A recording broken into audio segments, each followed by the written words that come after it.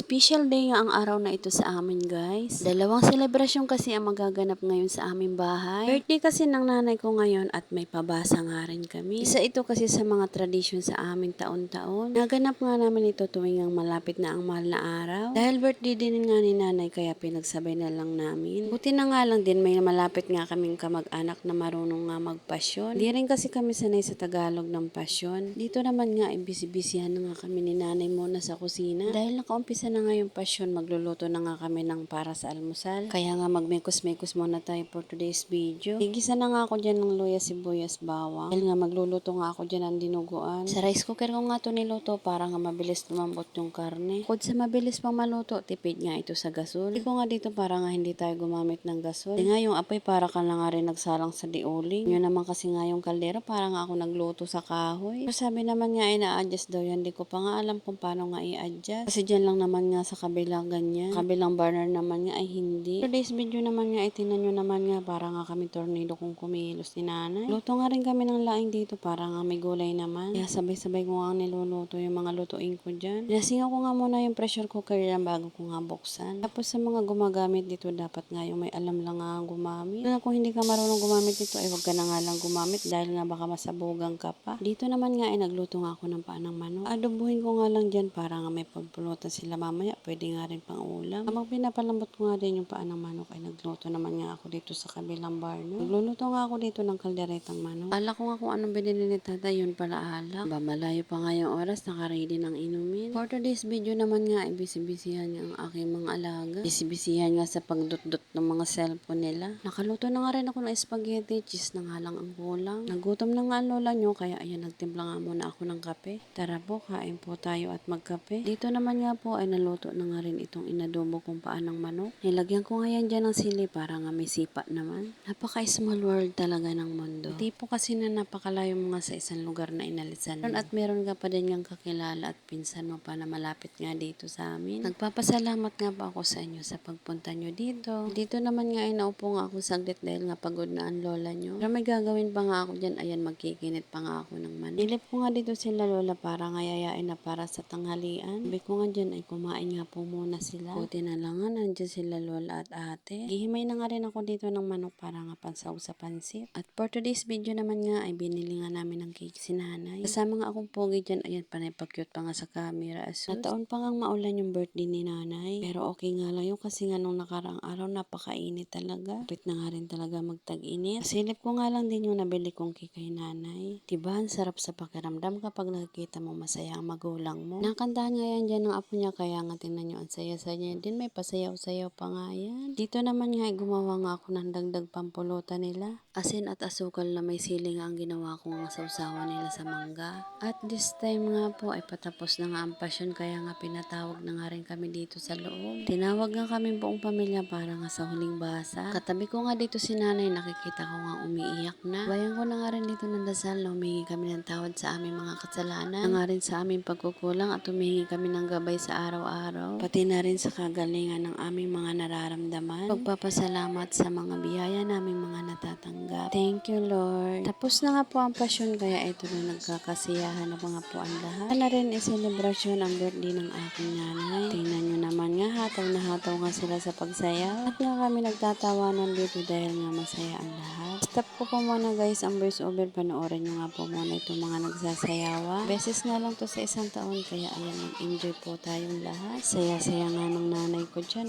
oh.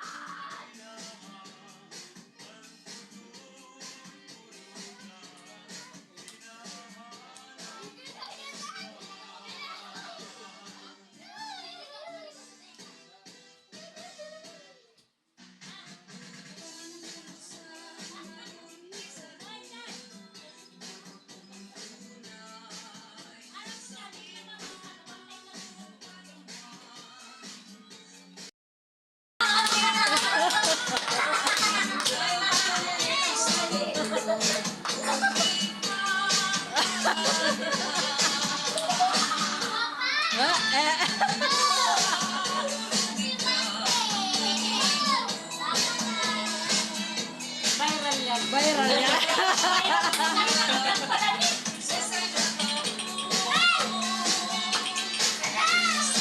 ID. Boyong na, boyong.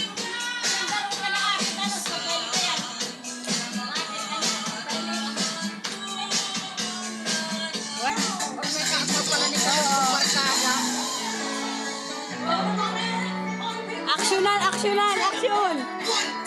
O, hataw!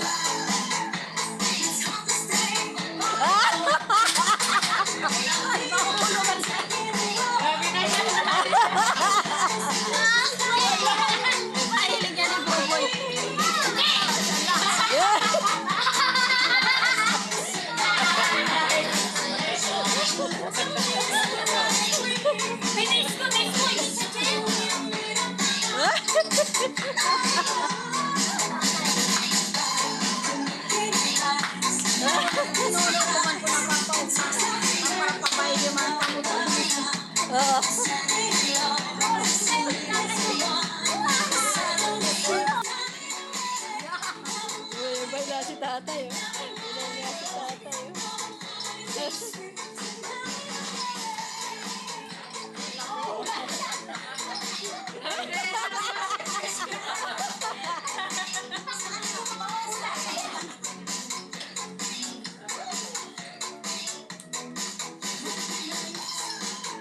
Taon na, dance!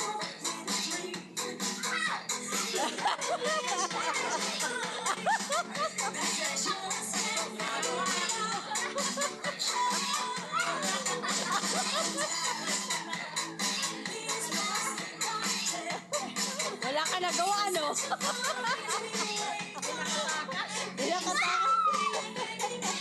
Hindi ka nakatakas. Happy birthday, nanay! At ito po muna for today's video, guys. Thank you for watching!